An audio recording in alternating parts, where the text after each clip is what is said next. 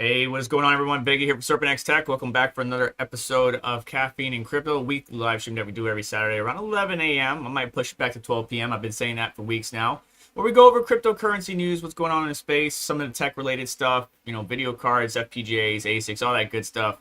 And honestly, I was just looking through, just Google searching, right?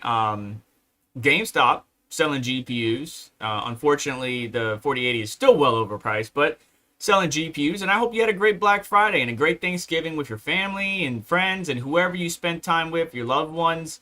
I hope you just had a great, relaxing Thanksgiving, not looking at the charts, not stressing about life, and moving on. There were some really great deals out there on Black Friday. I did do a live stream eventually later on in the day, but I got a little sidetracked because me and my buddy Ed caught up. We're going to catch up again today. It's been a while since we caught up.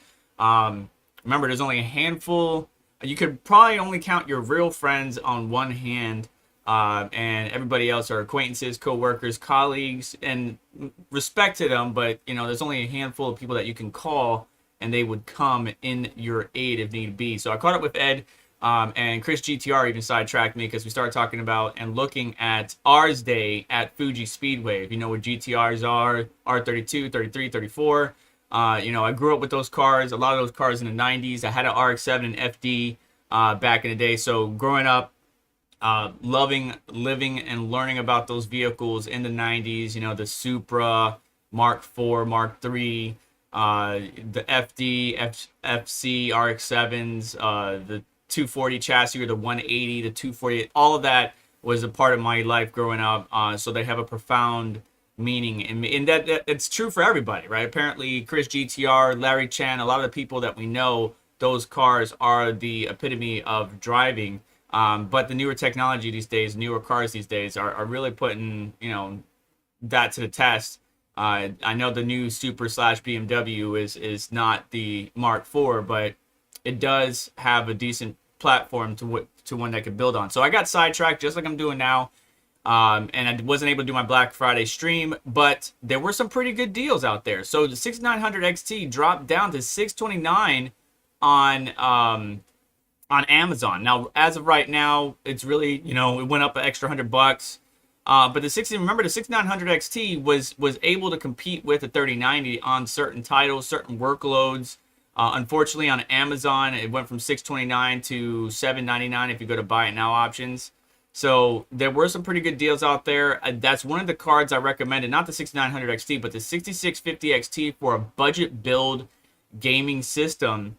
Because the Nvidia GPUs, the 3060 Ti, 3070, stuff like that can still be quite up there. But I know a lot of people, when it comes to the mining scene, might want to stick with the same genre. Because when you start mixing Nvidia and AMD GPUs, they can be more of a pain in the ass than anything to manage. Or, you might have issues, driver issues, crashes all the time. It could be a pain, so you want to segregate it. That's why I have one AMD rig and then two Nvidia rigs. Nvidia is the tried and true kind of all-around setup that I like to stick with. But moving on, I am mining Caspa. I've been mining Caspa for quite some time. I've been talking about Caspa for quite some time, and this mofo is doing pretty good, guys. Doing pretty good. I would say out of the 3, maybe 4 days that I spent hard focusing mining this coin, I am finally, I am well above what I would have. Let me explain this again. I was mining it before it really started to getting on other people's radars. I was made fun of, if you look at some of my content, for saying that Caspa being one of the actual profitable coins to mine because it was after the Ethereum merge, everything was down, and I was made fun of. But now people are singing a different tune. And people are taking profits, and it's good to see. It's okay to take profits, right? We had this recent, peak high. People took profits and dipped back down, and then we made a new high, if I get out of your way. And now we're coming back down, but we could go back up. Caspa has some promise to it. I would love to get the project devs on the show to do a video interview. So if you know anybody, let them know. I've been trying to hunt them down. I've been trying to communicate with them. But it's good to see because, the 2 to 4 days that I was mining compared to the Ethereum days, I'm doing pretty good. And I have a decent position. Nothing crazy, not life-changing, right? I'm not going to go buy a Lambo anytime soon. But it's still good to see profits up in that respect. Now we got Bitcoin sitting around 16.5. We got Ethereum still sitting around 1,200. BNB around back over 300. Dot 5.3. Solana still recovering from a lot of this FTX bullshit.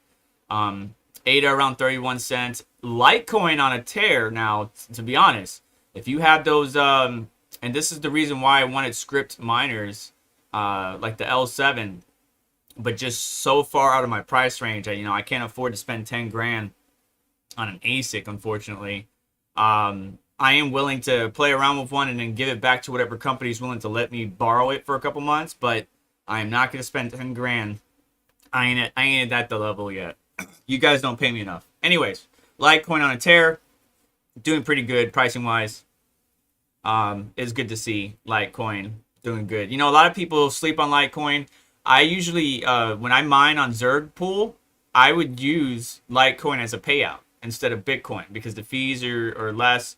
The transactions, at least during those times, because transactions for Bitcoin were climbing, because so many people were using Bitcoin for transactions. Very, very, an alternative option would be Litecoin. Looking at the charts here, nothing special. We're sitting in this boring ass range. Is there more pain to be felt? I think so. I said that last week's show too, and there was a pretty good buying opportunity that Chris GTR mentioned to me this morning, and I agree, right? So Tuesday the 22nd, actually, where was it? Well, it was yesterday. So yesterday you could have bought a little bit right here around 16.3, but even if you bought now, it's not a big jump. But the 22nd or the 21st, the beginning of this week, we went all the way down to 15.5. You can see that my indicator also flashed, Chris, just like yours, and as well yesterday. So when you get these flash buy signals, it is a risk, right? Because sometimes when it flash, like over here on the 16th of November, it did go up a little bit, but then obviously it dropped back down to 15.5. So some of these indicators, it can be the opposite because of manipulation or because of what's happening with the situation. Right now, long story short, the economy's still shit. Crypto world still being shooken up or being affected. The after effects, the ripple effects of the FTX debacle, which unfortunately we do got to talk about in a few of these articles. But first, I want to lead off with Ethereum. All right, Ethereum Developers. And first, what am I doing? What am I doing? Welcome back, guys. How you doing? Big hug. Kisses to the fam. Appreciate you stopping by. Thank you so much for your support. Yeah.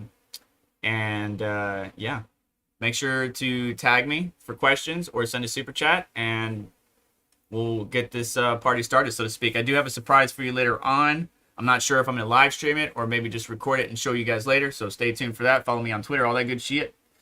SR20DET, awesome ended. Yes, it was. I loved it. You're not the only one that caught shade over Caspa. And then 3 months later, every content creator is talking about it, even after it was bad mouthing it. Yeah, isn't that funny? My LTC X5 is killing it. Good job, Gandalf. Just pulled the trigger on a What's Miner M30S++. Good. Yeah, my M30S is humming along, mining that Bitcoin. Everybody says mining is dead and mining is dead, mining is dead. Did you realize that Bitcoin is still doing okay? It's not making the best of money, but do you really think that Bitcoin's going to die because some jackass with a lot of money made a stupid mistake? No, I don't think so. And we'll talk about that more towards the end of the stream while I'm losing 2 people per minute here. Anyways, Ethereum developers decide on 8 proposals for Shanghai update. Right? They had a meeting on November 24th. Now, while a number of us were just like, wait a second, nobody said that Shanghai, when the Shanghai upgrade comes, that you'll automatically be able to withdraw your ETH. Nobody said that. However, Tim Biko did make a mention of it. Maybe somebody misunderstood what he was saying, but Mike and the other devs were like, nobody agreed to it. So I called that out in the previous videos. And obviously, there was a discussion offline with various people, and now they're kind of walking that back. So, previous timeline was anticipated to be 6 to 12 months after the merge, your locked ETH will be accessible. Obviously, that's been changed. Among the approved proposals in EIP-4894, which focuses on leveraging proto-dank sharding technology and is expected to boost the network throughput and slash transaction fees, a significant improvement for scalability. Other EIPs that address the Ethereum virtual machine, including EIP-3540, 3670, and 4200, 4570, and 5440. Now, the one you're really concerned about is EIP-4895. If you are one that is staking your Ethereum and you want to know when you'll be able to withdraw, you want to keep an eye on the discussion around EIP-4895. That's the one you're looking for. So, while there's no concrete timeline, I would urge you to be patient. If you're staking Ethereum, you should be in Ethereum for the long haul. Hugo Down, thank you for being a member for 5 months. A lieutenant. Hell yeah. Appreciate you, bud. Crypto Mikkel, thank you for bringing some people over from your live stream. Appreciate you as well, brother. Hope you're doing well. Love, hugs, and kisses to the fam. I'm a very affectionate Puerto Rican, all right? Get the fuck off me. Anyways. EIP stands for Ethereum Improvement Proposals. I already told you the EIP number that you're really looking for, 4895. This talks about it right here. But it just says support validated withdrawals for Beacon Chain to an EVM via a new system level operation type. So we're getting close, but nothing concrete yet. 6 to 12 month time frame after the merge is not true. So Ethereum Foundation gave a soft timeline for unlocking stake ETH at 6 to 12 months after the merge, but earlier last week, the language around this has started to change. But by the end of the call, the timeline for Shanghai wasn't any clearer. This is on the November 24th meeting. Some developers wanted to expedite Shanghai and include only the ETH withdrawal EIP, along with a few other smaller EIPs, sometime in March 2023. Then a subsequent fork would include another significant scaling upgrade, proto-dank sharding, and would ship sometime during the fall of 2023. So, some devs want to push it so you can get your funds out. Some devs want to make sure that you do it right, and some devs just want to get it over with, right? Because that's the next big hurdle of people asking them a bunch of questions. When am I going to withdraw? When am I going to be able to withdraw? When am I going to be able to withdraw? And that's a little bit of a concern in some regards. We'll go over that in a little bit. But just long story short, no concrete date still set yet. They speculate here March 2023. I think it's going to be a little bit later than that. That's my personal opinion. Because they're going to want to sandwich it with some other EIPs like EIP-4844, which is dank sharding. They're going to want to do some other improvements, for the upgrade to the Ethereum virtual machine. You can see all these EIPs right here. So just be patient. They're going to want to do their due diligence. God, I can't say that word. And make sure that everything is rolled out and, working on a test net before they go rolling it out. I know people are rushing to get access to their funds, but it's more importantly that they transition or implement this effectively and efficiently so that way they don't fuck up anymore. Because right now the network for Ethereum is very centralized, and a lot of people don't like that, so they want to get off of the Ethereum network. Now, bear that in mind, because an article that we're going to talk about here in a minute. So that's a lot of Ethereum. Let's actually look that up. Ethereum total value locked. Let's see here.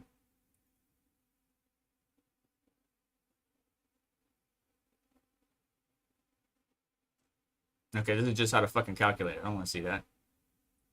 How much Ethereum is locked up? Okay. 23.9 billion worth, fiat-wise, of Ethereum is locked up. ETH calculation-wise, how much is that?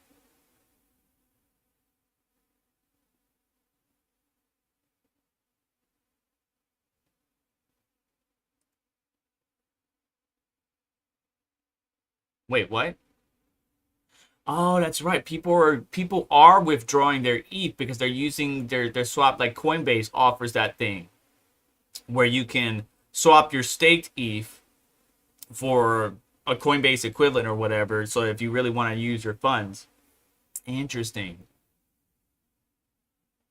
So people are pulling out. Okay. But still, 23.9 billion is not anything to laugh at. And that could probably drop down even further by the time they're ready to do the merge. Very interesting. Sorry, I got a little bit quiet there. So why is this? Let's say 20 billion, $20 billion worth of Ethereum is locked up, or let's say 20 million Ethereum is locked up. Why is that important? Why is that relevant? Well, considering the fact, where is it at? That the hacker, so-called hacker, for the Ethereum, the hacker for the FTX shit, right? If they decide to dump those funds, that could be bad. If they decide to dump those funds, that could be the next catalyst to drop us down to the next tier.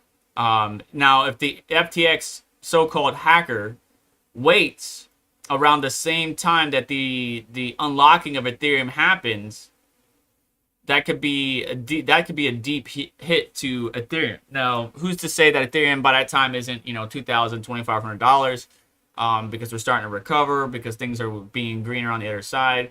Not sure, but that's a significant amount of money to unlock all at once. I don't think they're going to unlock or allow everybody to unstake their Ethereum. Like, for example, I think in one of these articles, I read something. I read somewhere in here, whereas people, users that stake Ether prior to the merge by locking up in the Beacon Chain smart contract will be able to access them. So if you were like locking stuff up now or during the merge or after the merge, you wouldn't be able. So it'd be like a time release is what I'm thinking, but it's only gonna be so many that's released, not just a big hey, everybody come run in, get your Ether, get the fuck out type deal. So that's smart, because we saw the fears over Solana, and when the crypto.com Solana unlocked, they locked it to stop the run on the situation, because that was going to be a big hit, and it still was a big hit. Solana still took a fucking dump. So anxious Ethereum stakers question when they will be able to access their funds. We just talked about that. Let me put some of these articles in here. But yeah, the 6 to 12 months that people were promising or stating for the Ethereum unlock is not 100% proven or verified. It's going to be a minute before it happens. You're looking at something called EIP-4895, or keeping an eye on that situation to find out, when that's actually going to take place. Just be patient, hang in there. It'll be fine. You'll get your ETH. But there are off ramps to where, like Coinbase and stuff like that, where you can offload your staked Ethereum to make something, make transactions or whatever. Like, so Coinbase, I can remove my stake and use my card to buy shit or whatever. So there's an off ramp if you wanted to. I would just hang tight. Until we get the devs to give us a concrete date, I would just hang tight. So anyways, moving on. FTX still plaguing us. Oh yeah. Doge Door Coffee, by the way. Haven't seen that guy in a minute. It's been a good minute. I hope he's around. Conda Bits Mining, how you doing? Haven't seen you in a minute. Automatic Beats. Viper Mining. Max, good morning. Gordon Murray.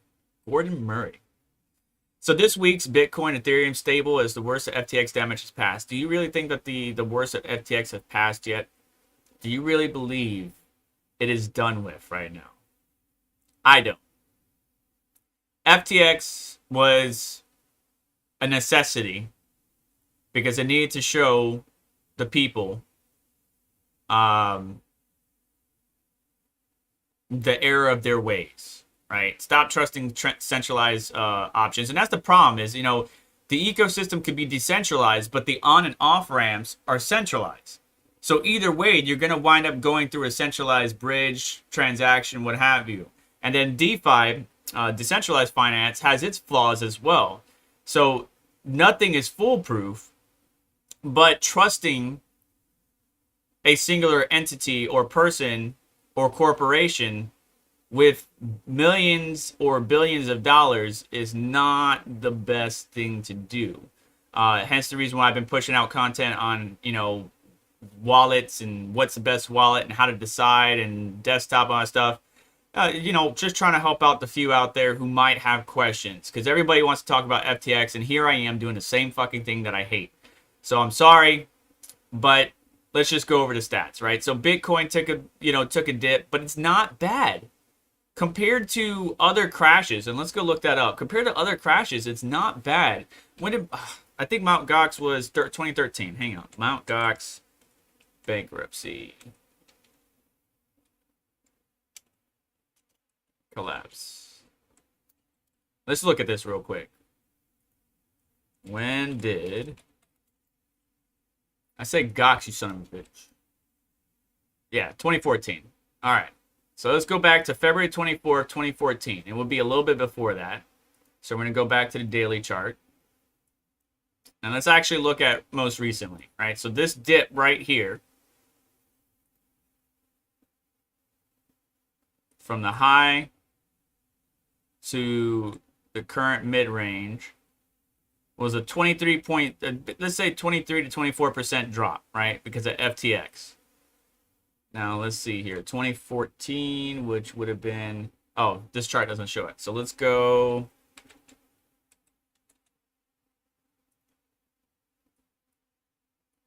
Twenty fourteen. All right, so February, what was it? February 28th, 2014. February. There you are. All right, so February, and it got up to like 1,000, came back down, and then they found out they didn't have the funds, and then Mt. Gox went to shit. All right.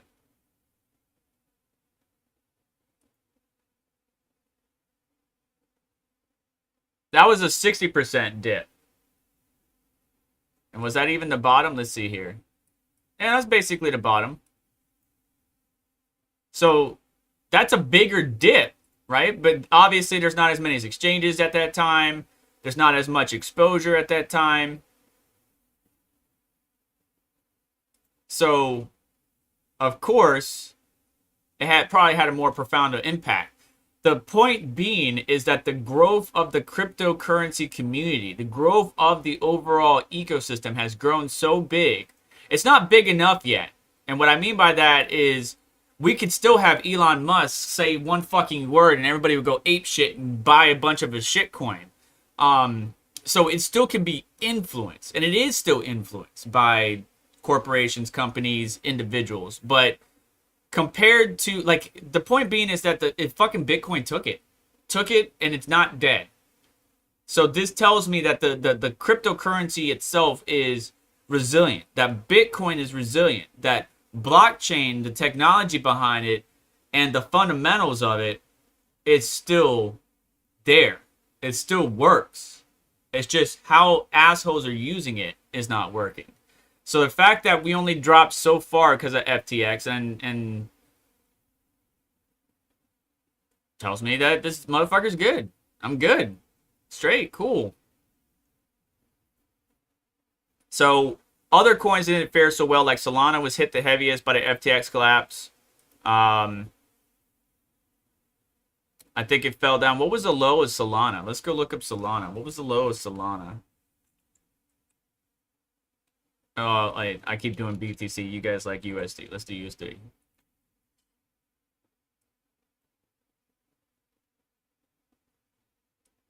So the low was $10. And I think some people wanted to buy a bunch of Solana under $10. You know, back at its peak was 266, which is absolutely crazy in 2021, November of 2021. So 1 year ago, it was at $266, and today it's $14 fucking dollars. Like that's a big drop. Plus, it's been hacked a couple of times, more than a couple of times. So it's kind of losing some of its credence, but still people want to believe in it and believe in the project overall. And it's got some promise, but it definitely was hit the hardest. Bahamas following FTX collapse report. Let's see here. Locals say that they have to contend with vacant apartments and a loss of job opportunities once provided by the collapsed exchange. Following the collapse of FTX, which was headquartered, blah, blah, blah, we know that.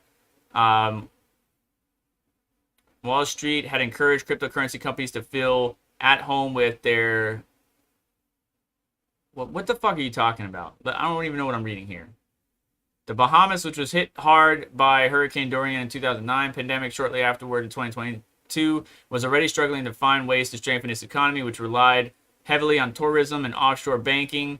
So this is a hit for the Bahamas. It appeared that the Prime Minister of Bahamas, Philip Davis, and his government believed crypto could play a critical role in the island's economy recovery. Now that the community suggests that FTX's sudden implosion has left a trail of unemployment on a tiny 80 square mile New Province Island where FTX was located. While functioning at full capacity, FTX provided employment for locals as they reportedly spent over $100,000 a week on catering and also set up a private shuttle service to transport workers around the island. FTX also hired a number of local Bahamians.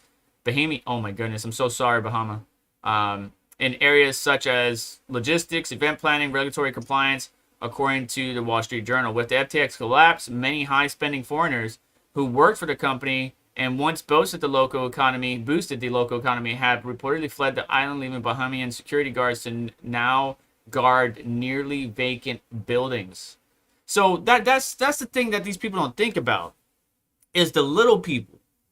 So this company, now that it's went belly up, the local economy around FTX, right? The caterers that were bringing them food, $100,000 is nothing to scoff at, right?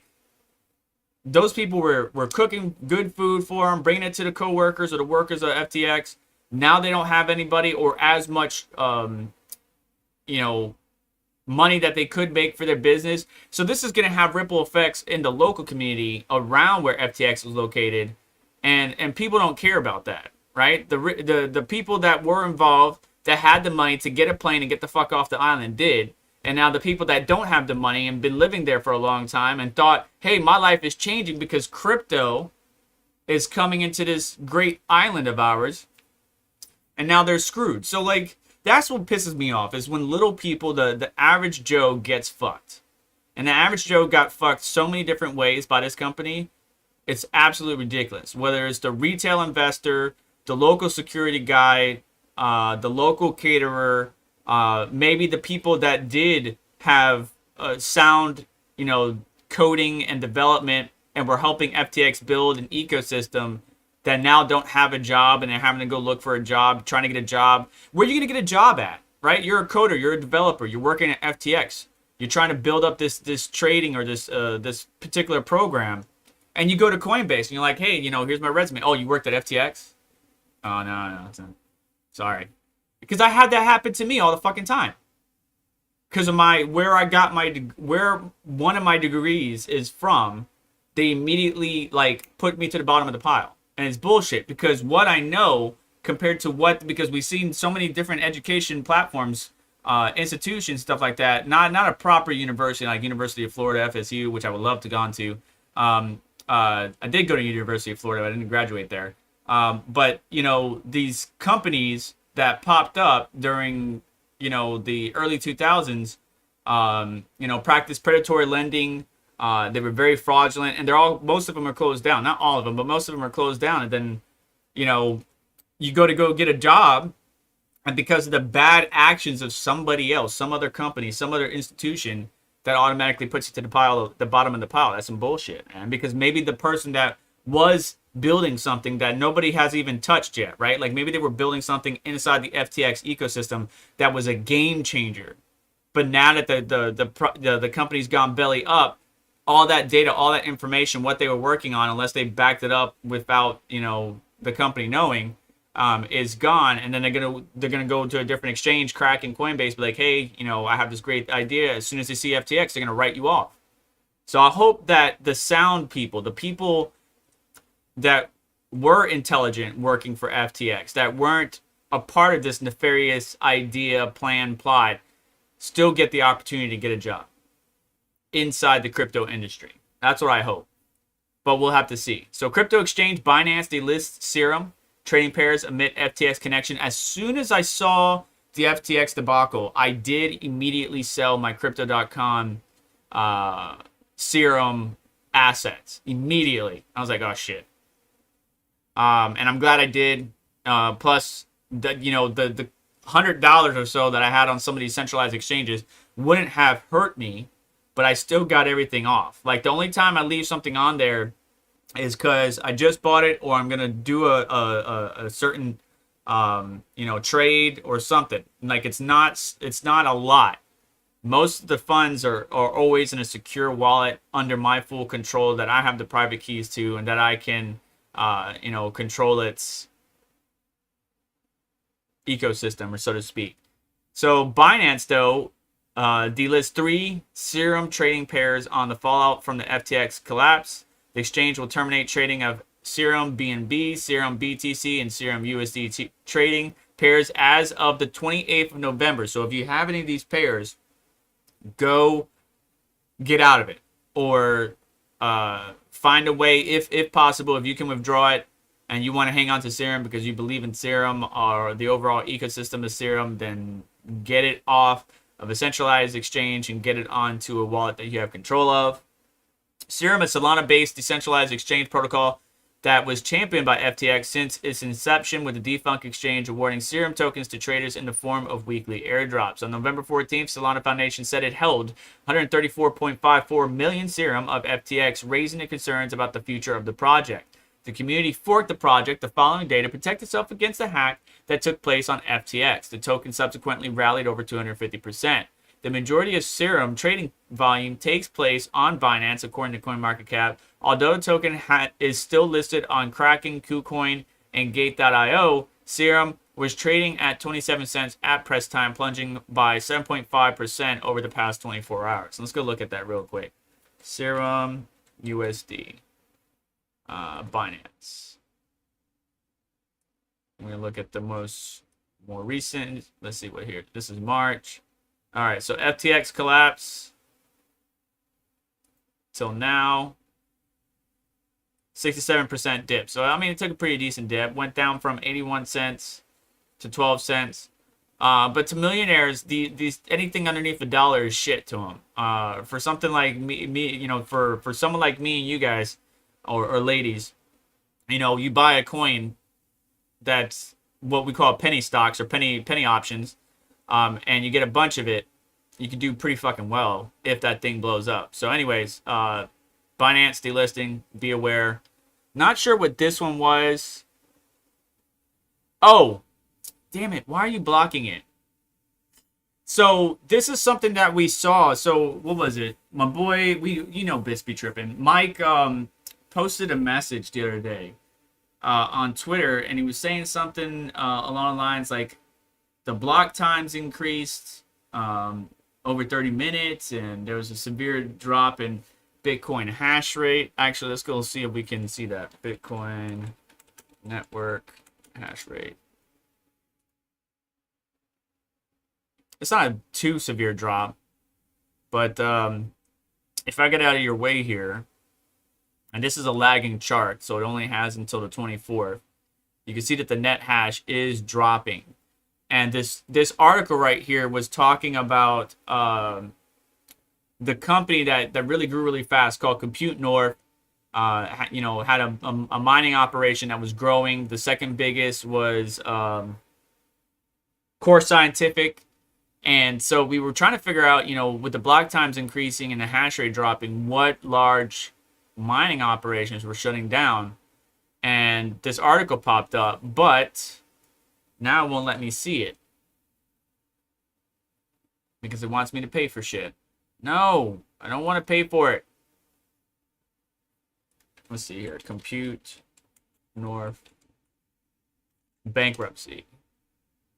Let's see here. Decrypt. There we go. Compute North sells 1.55 million in assets to flared gas Bitcoin miner. Let's see here. When was this? That's November 17th. So Compute North, the bankrupt operator crypto mining data center, has sold some of its assets to green Bitcoin mining business. So this is a different story than what this one was. Come on, let me just see it. You son of a bitch. All right, there we go. Which provides the center hosting services for cryptocurrency miners and blockchain companies. Filed Chapter 11 in Texas in September when the firm owing as much as $500 million to at least 200 creditors. That's a lot of creditors. Foundry this week announced that it has entered into an asset purchase agreement, acquired 2 turnkey cryptocurrency mining facilities and other assets from Compute North, with an option to acquire a third facility that's under development. The terms of the deal were not disclosed. Deals include 2 sites in North Sussex City, South Dakota, Big Springs, Texas. Yo, Mikkel, we need to get some capital. We need to go buy one of these. The fully operational capacity is 6 megawatt and 11 megawatt respectively. That's nice. So 6 megawatts basically what BBT has. Rights to build out and operate the Compute North facility in Minden, Nebraska. A fleet of mining machines owned by Compute North. Intellectual property, blah, blah, blah, yada, yada. Okay, whatever. So anyways, yeah. Will we see more of these happening over time? I think so. I think with the FTX bullshit, we might actually see more and more mining firms or mining operations actually go down. With it, the network hash rate would drop down. That obviously will increase as things settle down and things update, which I think takes like a rolling 7-day cycle or some shit. Don't quote me on that. That we'll see, obviously a decrease in hash rate, increase in profitability for the other miners. I don't think it's going to be a big drop. I don't think like every big firm is going to take a huge hit. Right now, most are. If we let's go to BT miners. Most of us like the M30S that I think, is it Gandalf or Gordon? I think Gandalf's getting it. Gandalf, where you at? Yeah, Gandalf, Gray, and myself have. It's not as profitable. But I'm betting on, Bitcoin being around and continue to be around for years to come. So you can see we're like negative $2 a day on fiat. But I don't care about that. I care more about like the actual amount of cryptocurrency I'm earning, which is Bitcoin, and Bitcoin isn't going anywhere. I would love to have a KA3, but we can see that the profit has dropped drastically, and some of the batches haven't even fucking came out yet. I would like to have an L7, but I'm not paying $10,000 for it. Fuck that. But yeah, I mean, if we look at just Bitcoin in general, everything is negative right now. Everything. So think about that. If you got a large farm, mid-scale, large scale, you're mining Bitcoin, even if you got it as efficient as possible, you're only like a negative 70 cents a day.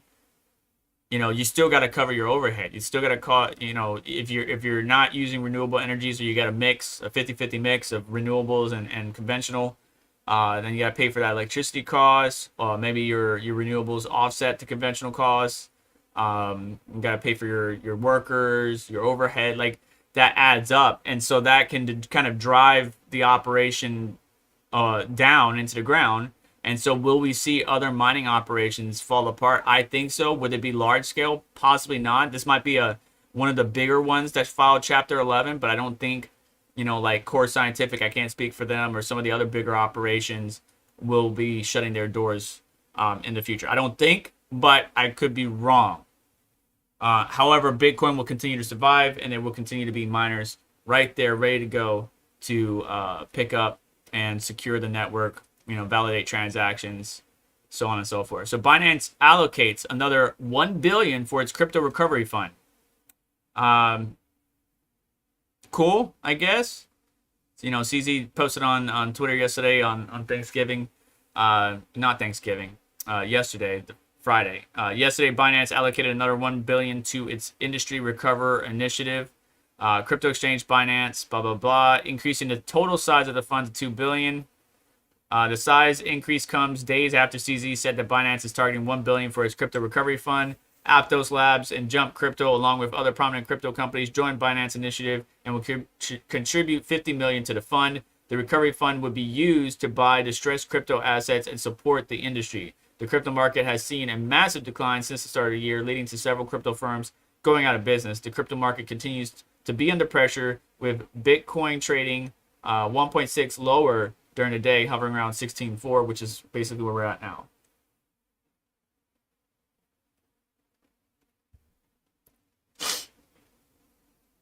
All right, let's do it. Let me know what you need, Mikkel.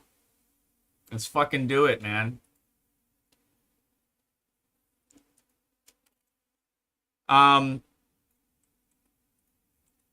So here's the thing.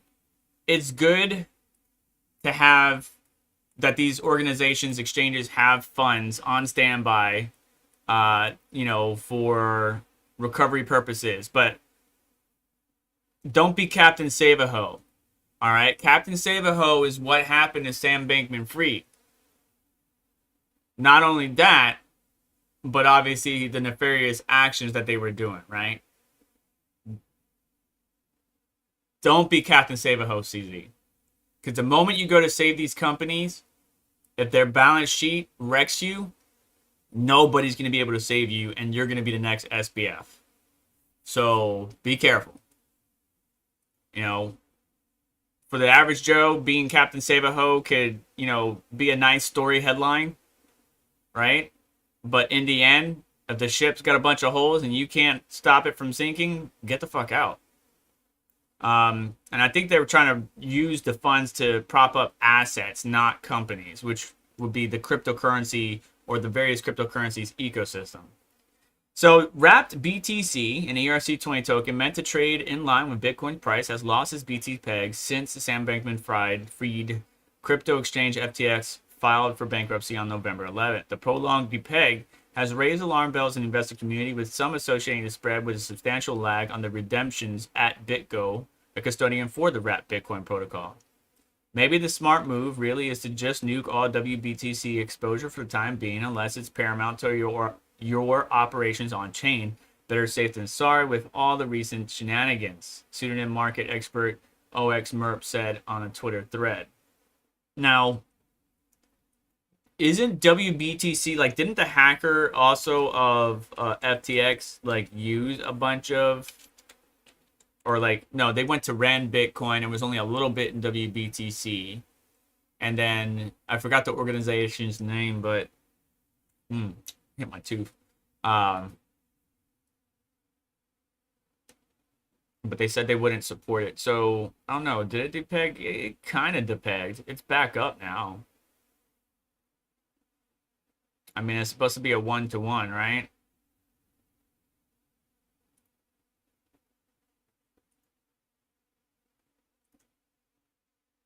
It's a 1.45% drop.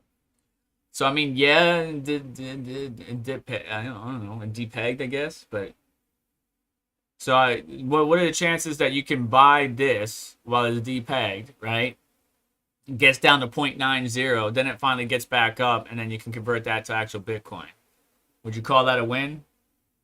Alameda minted WBTC, 72K WBTC unaccounted for. And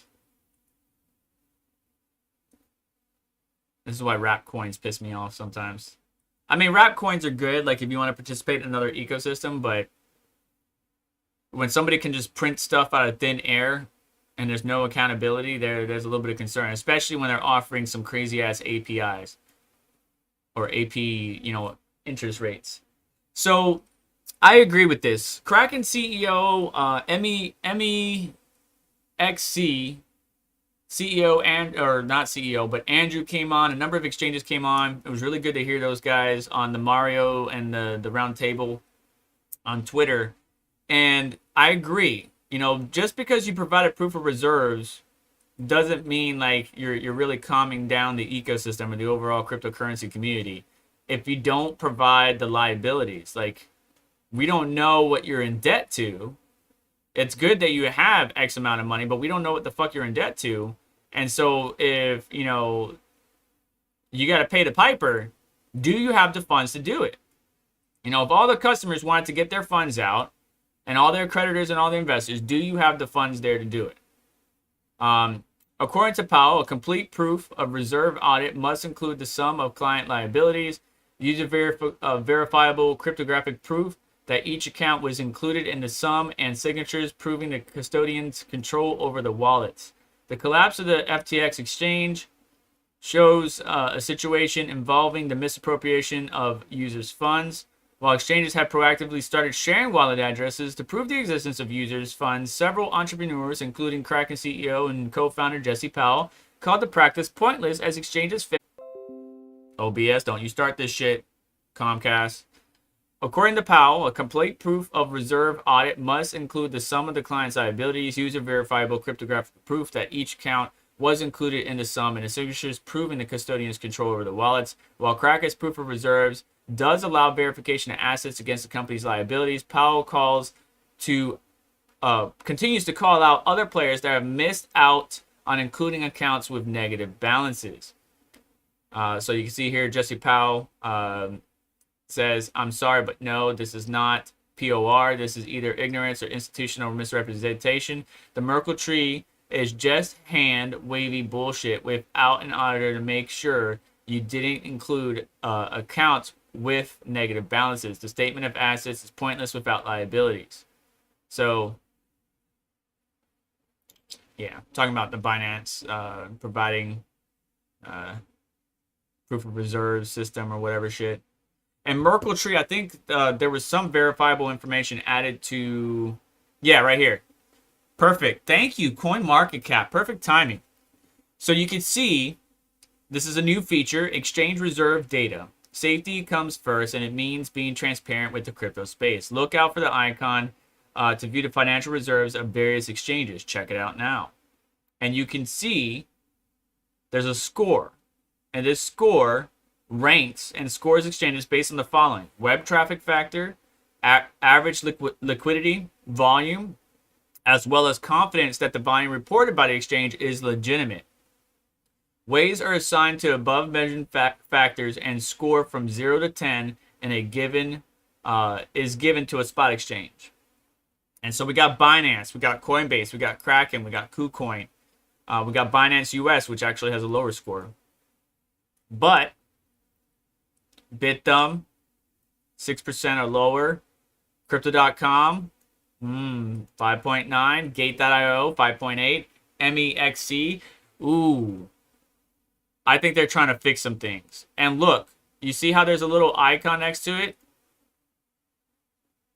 Let's see what they got. Financial reserves. But we don't see the liabilities. That's the thing. We don't see the liabilities. So this is great. This is a great step forward. But we still don't see the fucking liabilities, bro. You gotta show that. A lot in Shiba Inu, which a lot of people were super happy about. Like, oh my god! I don't know, like, why people were freaking out. But anyways, I don't even know why I did that. Yeah, so you can see your various exchanges here. I'm going to go ahead and post this in the live chat for y'all. It's nice. It's a nice first step. But we still got a long way to go. And because of all this, now we have regulators trying to be like, oh, we're going to regulate DeFi. DeFi is the enemy. DeFi. Motherfucker, it wasn't DeFi. It was some rich white dude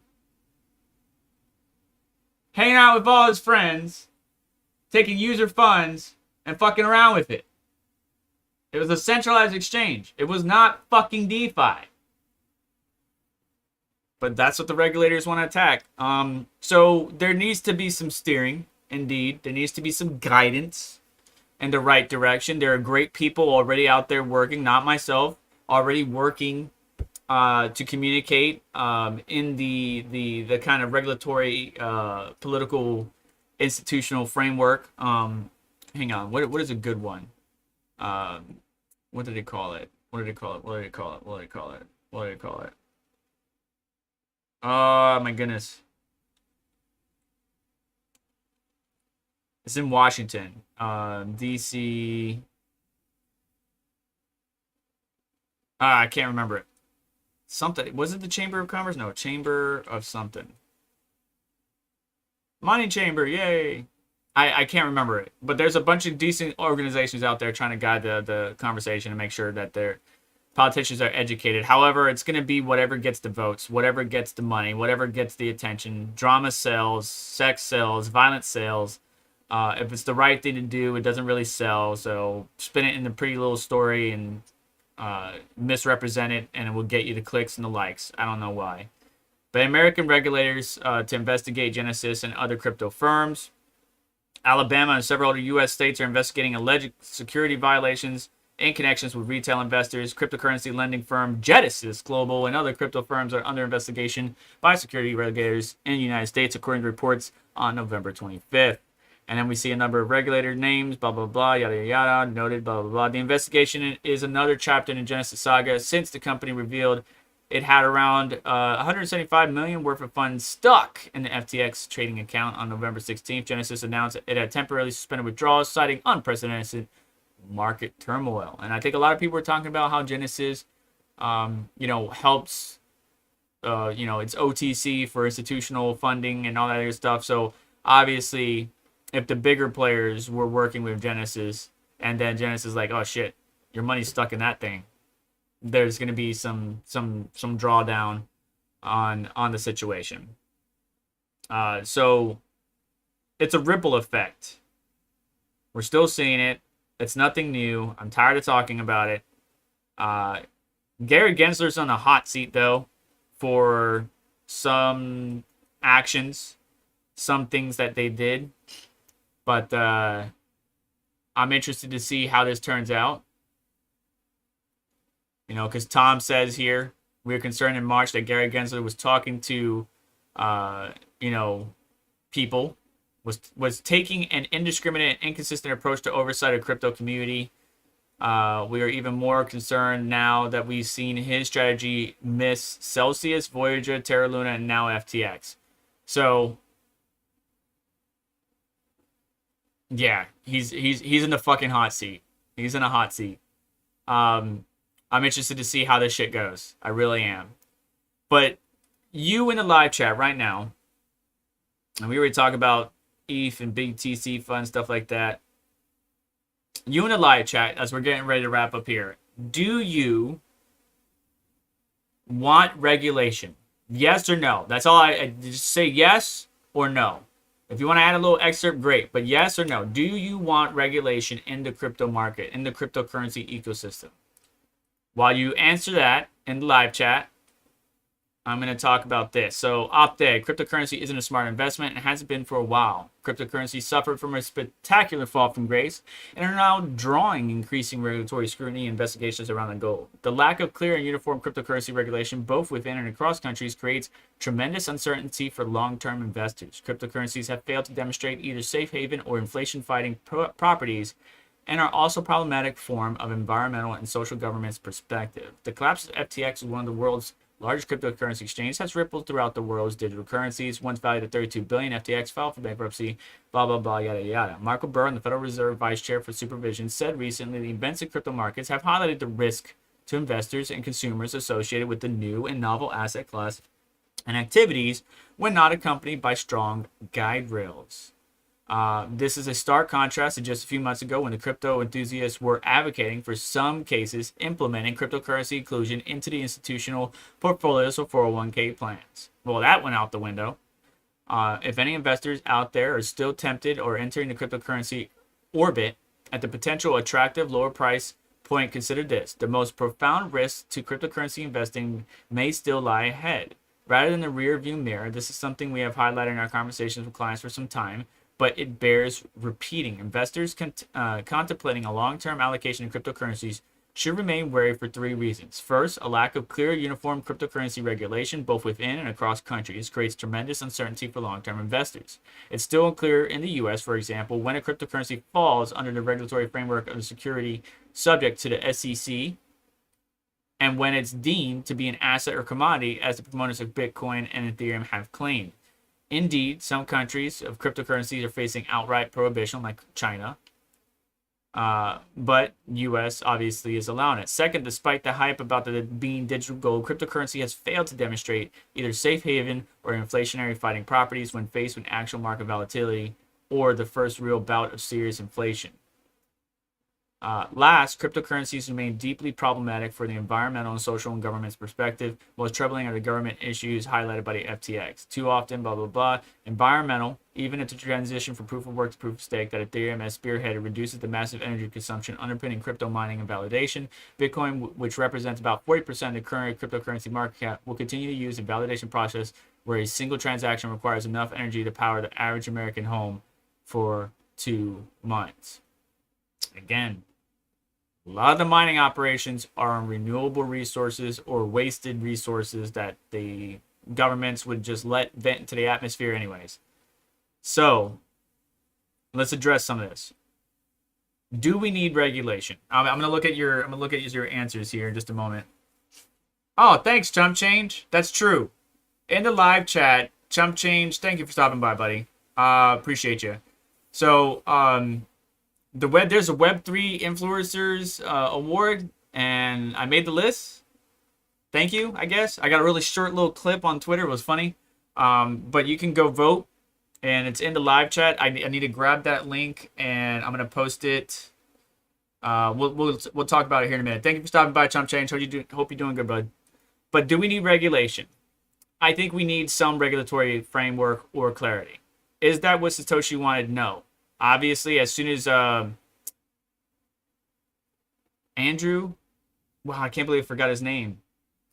As soon as his partner was scheduled a meeting with the FBI, he kind of backed away, took his name off the form, kind of like left it all to him.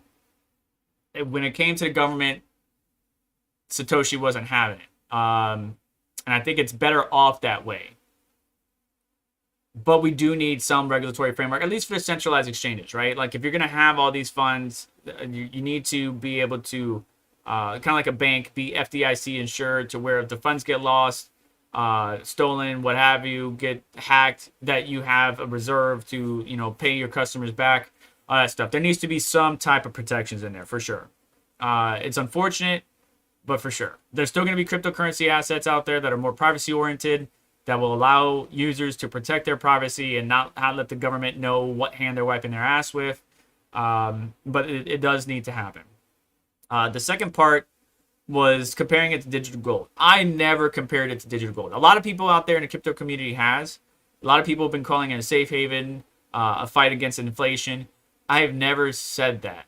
I do believe, though, that it's a long-term play and that it is something to help, not now, but in the future, build long-term wealth, which is why I could see some people advocating for it to be added to 401k plans.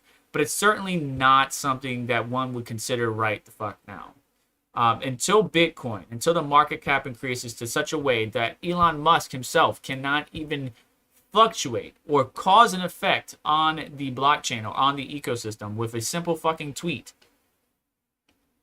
it's going to be in a position to where it's easily manipulated, or the traditional people, the traditional investors are in it, right? So when the stocks were falling, and we're seeing this correlation between the traditional stocks and Bitcoin, when the stocks are falling, you can swap around things using your crypto assets to kind of recoup or get in better positions or liquidate or whatever.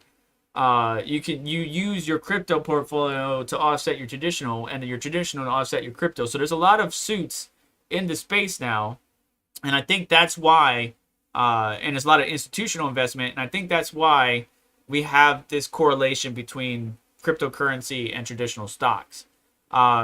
Eventually, my hope is that cryptocurrency or Bitcoin will no longer follow the traditional S&P, NASDAQ, all that good stuff, and be its own thing. Will it become a safe haven asset? Not yet, but unless it grows much bigger than what it is now, I don't think it would be. But it would be something that one would take a risk, not financial advice, but would take a risk at a long-term play. I'm young, but I'm getting older. I don't want to work the rest of my life. So I'm going to invest into Bitcoin and certain key cryptocurrencies for my retirement. But I still have a 401k. I still have a retirement plan. I still have an RRA. I still have Acorns. I still have this, that, and the other. I still have other baskets that my eggs are in. And then third, talking about the environmental effects. I understand that's a big concern. We do need to do better, and to a certain extent,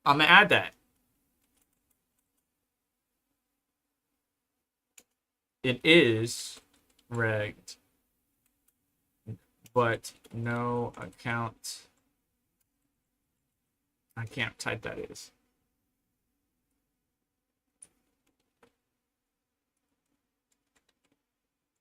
Damn it, I can't type it out.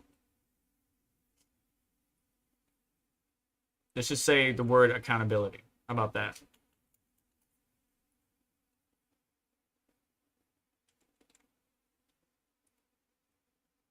We'll do it for one day.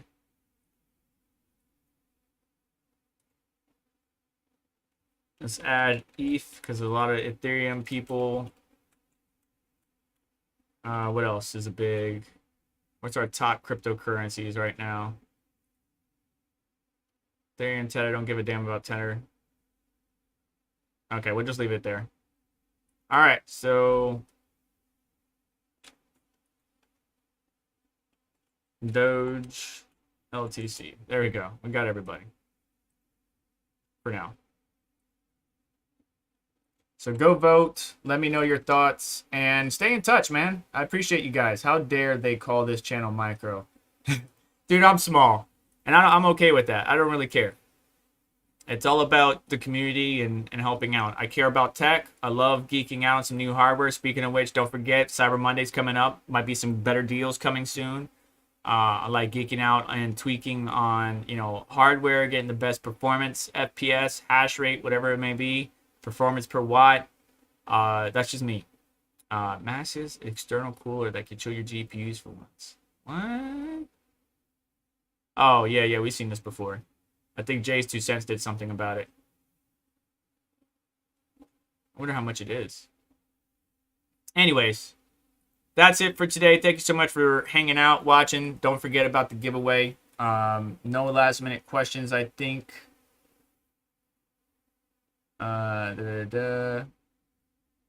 Accountability is a better answer than yes to regulations. Okay, well then go vote for it.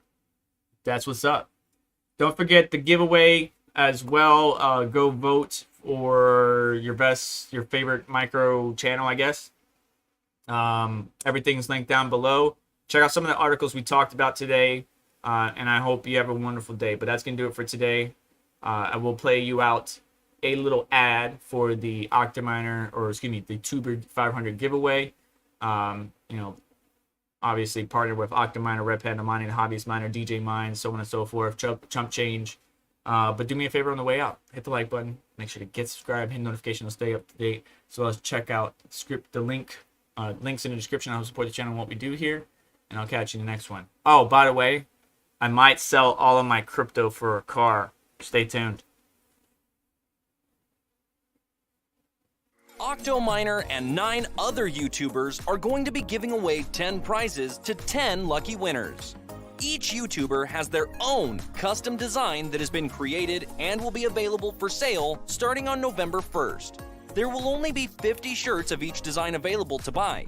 Each t-shirt purchase will be worth 50 entries without any limit on the number of shirts you can buy. You don't want to purchase a shirt? No problem. We got you covered.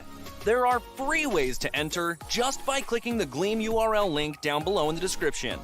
We will also be giving away a portion of the proceeds to the Water Project Incorporated, a 501c3 nonprofit organization unlocking human potential by providing reliable water projects to communities in sub-Saharan Africa who suffer needlessly from a lack of access to clean water and proper sanitation. The Community Crypto Tuber 500 giveaway will run from November 1st to November 29th. Those will be the available dates to enter. We will be having a live stream on YouTube to select the winners randomly using Gleam on Wednesday, November 30th. Good luck! Octominer and 9